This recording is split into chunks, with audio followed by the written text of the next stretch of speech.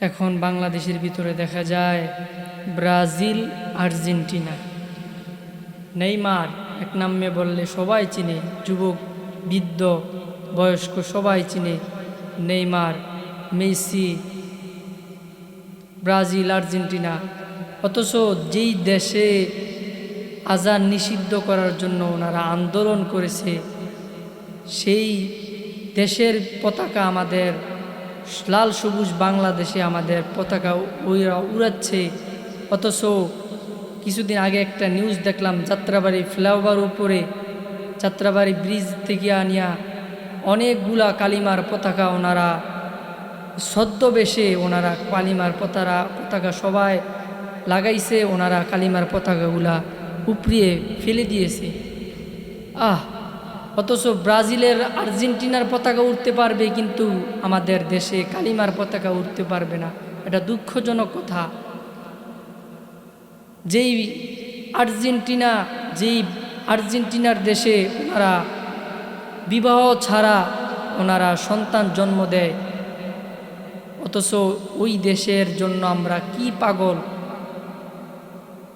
যেই দেশে ওনারা আমাদেরকে চিনেই না, বাংলাদেশ নামে একটা দেশ আছে, ওনারা জানেই না এটা ওনারা জানেই না যে বাংলাদেশ নামে একটা দেশ আছে। অথচ কত যুবক লাখ লাখ টাকা খুয়া ব্যানার, ফেস্টন ব্যানার দিতেছে। অথচ যেই টাকা খুয়া নষ্ট কইরা, বাবার টাকার জমি বিক্রি কইরা, কিছুদিন আগে দেখলাম যে জার্মানির একজন ভক্ত নিজের জমি বিক্রি করে, বাবার জমি বিক্রি করে বিশাল এক পতাকা বানাইছে। অথচ ওই জার্মানির ভক্তরা জানে না যে ওনার যে একজন ভক্ত আছে বাংলাদেশের ভিতরে, ওনারা কিছুই মনে করে না। অথচ আমাদের বাঙালি মুসলমান এত পরিমাণ পাগল। যেই কষ্টটা করেছে ব্রাজিলের জন্য সাপোর্টার, আর্জেন্টিনার জন্য সাপোর্ট করেছে, ওই সাপোর্ট যদি রসুল সাল্লাল্লাহু আলাইহি সাল্লামের যদি এরকম সাপোর্ট করত, তাহলে আজকে দেশটা অনেক সুন্দর হয়ে যেত। ওই দেশে চুরি বাটপারি সিটারি থাকতো না, ওই দেশে আজকে কোনো কিছু থাকতো না। অতএব আমরা এগুলা যে এই রাত্রেবেলা প্রজেক্টর এবং পর্দা লাগাইয়ে যে আমরা করতেছি, খেলা দেখতেছি, ওই খেলার ভিতরে অনেক মানুষের বাচ্চারা ঘুমিয়ে যায়। তোমরা যদি একটা গোল দেয়, ওই গোলের চিৎকারের কারণে ওই বাচ্চাটা হাউমাউ করে কান্না করে।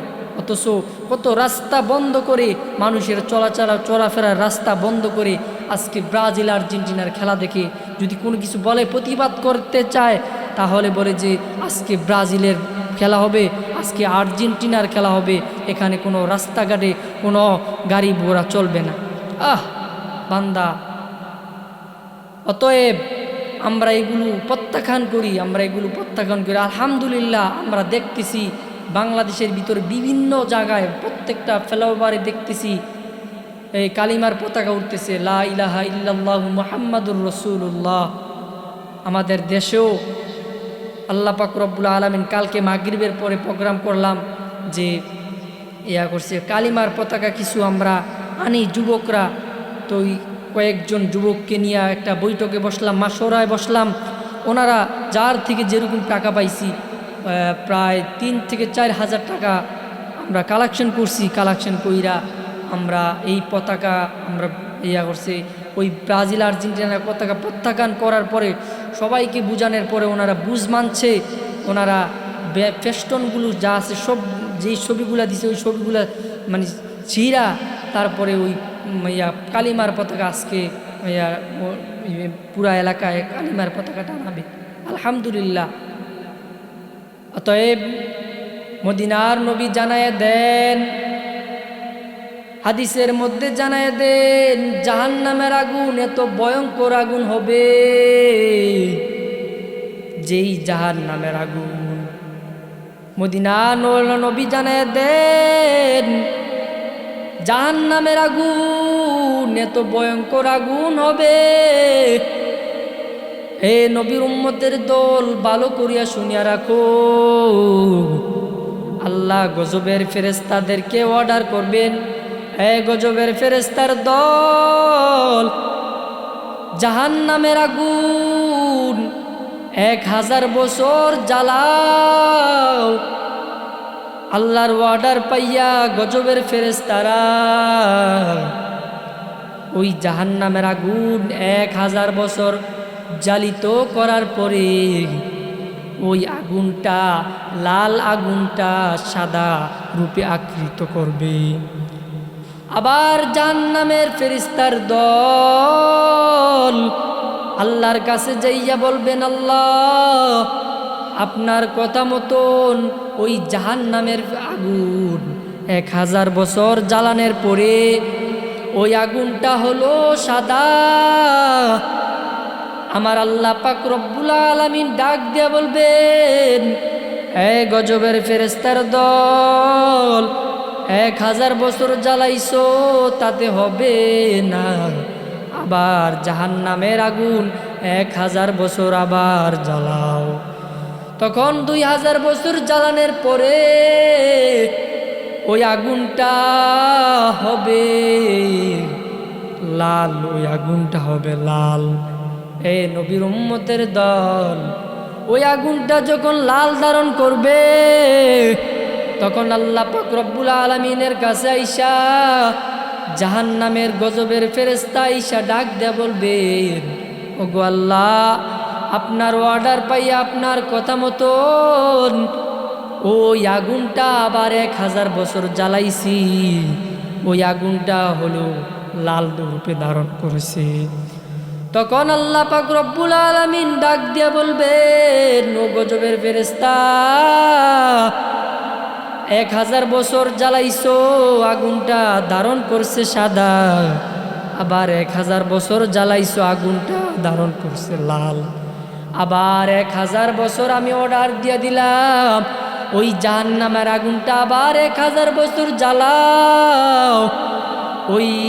ওই গজবের ফেরেশতা এই কথা শুনিয়া আবার 1000 বছর জাহান্নামের আগুন জ্বালাইবে।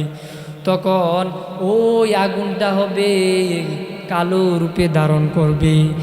এক পাশ থেকে একজন মানুষ দাঁড়াইলে অন্য পাশে দেখা যাবে না, এত কালো আগুন হবে।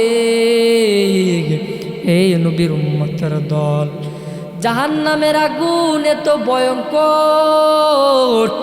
এ নবীর উম্মতের দল, একজন বুজুর্গের ঘটনা।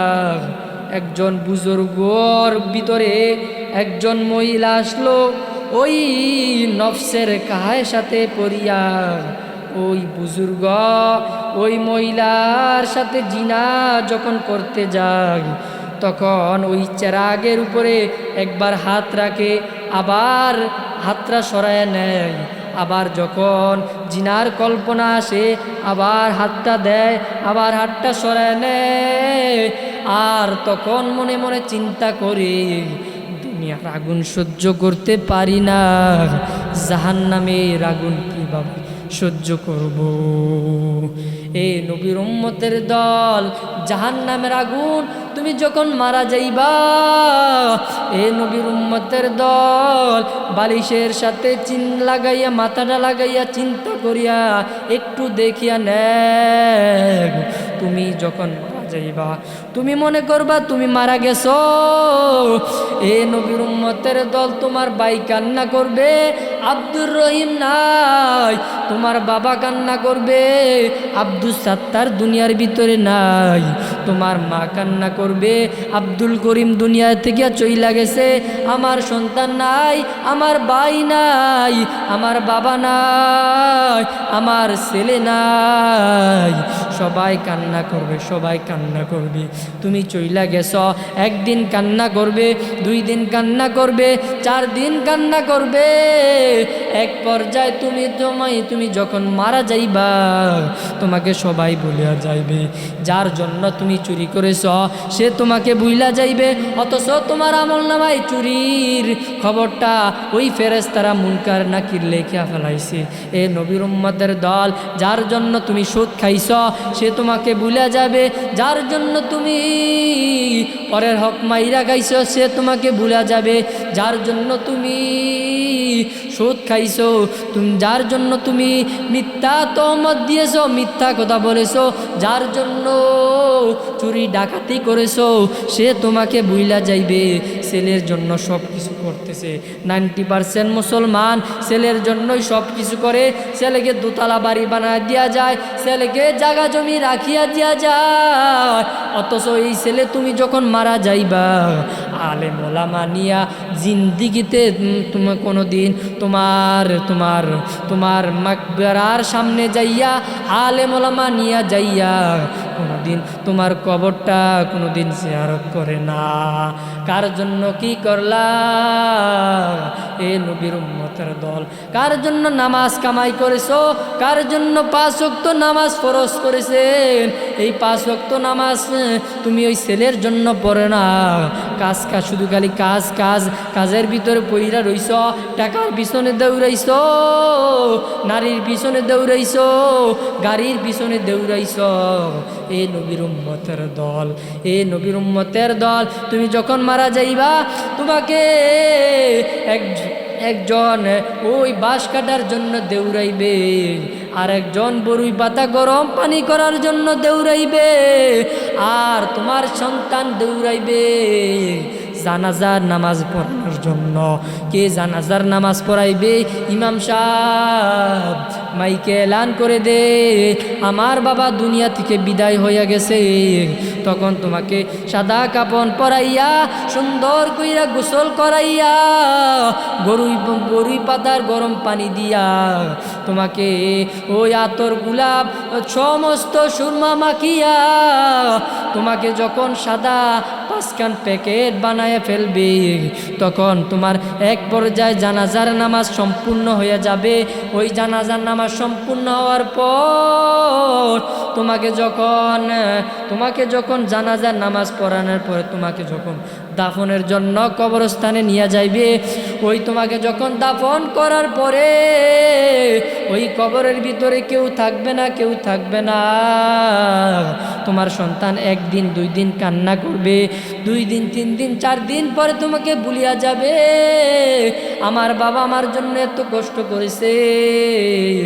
এ নবীর উম্মতের দল, তোমাকে যখন কবরে রাখি আসার পর ওই নবীর কথা মতন যখন 2 জন ফেরেশতা চলে আসবে, একজন ফেরেশতা বলবে মান রব্বুকা, তোমার রব কে?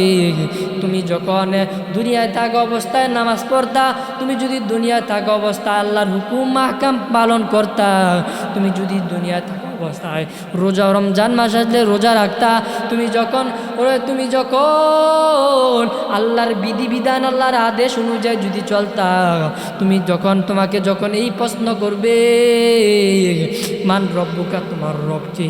তখন তুমি নির্দ্বিধায় উত্তর দিয়া বলবা রব্বি আল্লাহ, আমার রব দুনিয়ার কেউ না, আমার রব হলো আমার আল্লাহ। তখন তোমাকে 2 নাম্বার প্রশ্ন করবে দিনিয়াল ইসলাম, তোমার ধর্মের নাম কি? তুমি যদি ইসলাম অনুযায়ী যদি তুমি চলো, তুমি সাথে সাথে উত্তর দিয়ে দিতে পারবা। আর যদি তুমি চুরি করো, আর যদি তুমি মদ খাও, আর যদি তুমি গাঁজা খাও, আর যদি তুমি ফিনসিরিল খাও, ডাইল খাও, এ নবীর উম্মতের দল, ইসলামের বিধিবিধান অনুযায়ী যদি না চলো, তখন তুমি আর ওই ফেরেশতারা যখন তোমাকে বলবে দিনিয়াল ইসলাম, তোমার ধর্মের নাম কি? তুমি ইসলাম বলতে পারবা না, তুমি কিছুই করতে পারবা না। আর যদি ইসলাম অনুযায়ী যদি তোমার জীবনটাকে যদি সাজাইতে পারো, তুমি তখন বলবা দিনিয়াল ইসলাম, আমার ধর্মের নাম হলো ইসলাম। আর 3য় নাম্বার প্রশ্ন করবে এই নবীর নাম কি? তোমার নবীর নাম কি? তুমি ধর্মের পরিচয় দিয়েছো, তুমি তোমার ধর্মের পরিচয় দিয়েছো, তুমি আল্লাহ রবের পরিচয় দিয়েছো, তুমি তোমার নবীর পরিচয় দাও। তুমি যখন মুহাম্মাদুর রাসূলুল্লাহ, আমার নবী মুহাম্মাদুর রাসূলুল্লাহ, এই কথা যদি তুমি না বলতে পারো, আর তুমি যদি রসুলের দাড়িটা রাখো, রসুলের সুন্নত টুপি পরো রসুলের সুন্নাত, পাগড়ি লাগাও রসুলের সুন্নাত, লম্বা জামা যদি তুমি পরো, আর যদি রসুল যেইভাবে চলতে বলেছেন আমরা যদি সেইভাবে চলি, তখন আমি আমার পক্ষে প্রশ্ন করার সাথে সাথে আমি প্রশ্নের জবাব দিয়ে দিতে পারবো। এ নবীর উম্মতের দল, আর যদি তুমি প্রশ্ন করতে না পারো, প্রশ্নের উত্তর যদি তুমি না দিতে পারো গো, তো ওই মদিনার কথা মতো না, এক পাজরের হাড্ডি দুই পাশের মাটি এমন জোরে চাপ মারবে, চাপরের সাথে ডান পাশের হাড্ডি বাম পাশে চলে আসবে, বাম পাশের হাড্ডি ডান পাশে চলে আসবে। আর তখন ওই কবরের ভিতরে সাপ বিচ্ছু আসাব গসব, সামনে মাটি, বামে মাটি, পিছনে মাটি, উপরে বাঁশের চাউনি। এ নবীর উম্মতের দল বাইগা যাইতে পারবা না। এ নবীর উম্মতের দল, ওই মুফাসসিরিনে কেরামরা জবাব দিয়া বলেন, এই সাপের একটা নিঃশ্বাস যদি দুনিয়ার ভিতরে ফালানো হয়, ওই বিষের কারণে দুনিয়াটা তামা হয়ে যাইবে, গাছ গাছা তরুলতা কোনো কিছু দুনিয়ার জমিনে হবে না। এমন ভয়ঙ্কর সাপ বিচ্ছু আযাব গজব, ওই অন্ধকার কবরে তোমার পাশে তোমার ভাই থাকবে না, তোমার পাশে তোমার বাবা থাকবে না, তোমার পাশে তোমার বিবি থাকবে না, তোমার পাশে তোমার দুনিয়ার কেউ থাকবে না। আর হাসরের ময়দানে এত ভয়ঙ্কর আযাব, নবীর কথা মতন যখন সূর্যটা মাথার এক হাত বা আধা হাত উপরে আসিয়া পড়বে, গুনাহগারের মাথা আর মগজগুলো বাতের মারের মতন টকবক করতে থাকবে, ওই দিকে চিল্লাইবে জাহান্নামের গর্জন। ওই জাহান্নামের গর্জন যখন চিল্লাইবে, তখন তুমি তোমার ভাই তোমাকে চিনবে না, তোমার বাবা তোমাকে চিনবে না। হাসরের ময়দানে যখন তুমি সব কিছু করেছো, একটা নেকির জন্য একটা নেকি যদি হয়ে যায়, তুমি জাহান্নাম থেকে বাইচা যাইবা। আর যদি তোমার একটা নেকি না হয়, তুমি জাহান্নামে যাইবা। এ নবীর উম্মতের দল, দুনিয়ায় থাকা অবস্থায় এ নবীর উম্মতের দল কত গুনাহ কামাই করেছো। হাসরের ময়দানে ছেলে বাবাকে চিনবে না, বাবা মাকে চিনবে না, ভাই বন্ধুকে চিনবে না, বন্ধু বান্ধবকে চিনবে না, স্ত্রী স্বামীকে চিনবে না। এ নবীর উম্মতের দল, দুনিয়ায় থাকা অবস্থায় যাদের সাথে তুমি ওঠা বসা করতা, যাদের সাথে জয় বন্ধুদের পাল্লায় পড়িয়া তুমি গুনার কাজ করতা, এ নবীর উম্মতের দল, ওই বন্ধু তোমাকে চিনবে না, ওই বন্ধু তোমাকে চিনবে না।